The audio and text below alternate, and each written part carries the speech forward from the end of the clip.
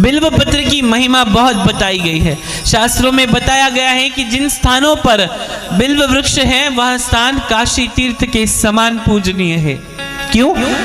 उससे भी ज्यादा, काशी क्षेत्र से भी ज्यादा पूजनीय है, क्योंकि भगवान इस संपूर्ण पृथ्वी, इस संपूर्ण ब्रह्मांडों का प्रलय हो जाता है, परंतु काशी नगरी त्रिशूल के ऊपर है तो उसका प्रलय नहीं होता है। इसलिए बिल्व वृक्ष लगाना इस संसार के लिए, इस कलयुग के लिए बहुत महत्वपूर्ण है। ऐसी जगह जाने पर अक्षय पुण्य की प्राप्ति होती है। अक्षय यानी जो कभी खत्म नहीं होता है। गंध, फूल, धतूरे से जो बिल्व वृक्ष की जड़ की पूजा करता है उसे संतान और सभी सुख मिल जाते हैं। बिल्व वृक्ष के बिल्व पत्रों से पूजा करने पर सभी पापों से मुक्ति हो जाती है।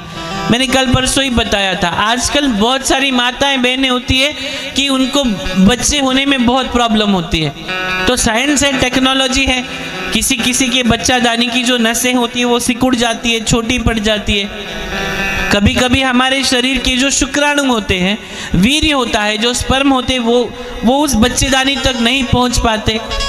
तो इसका मतलब ये नहीं कि कोई माता या बहन कमजोर है या फिर वो बच्चा पैदा नहीं कर सकती, तो इसका मतलब आप दूसरी शादी कर लो या फिर उसको तकलीफ दो, ये बात नहीं है।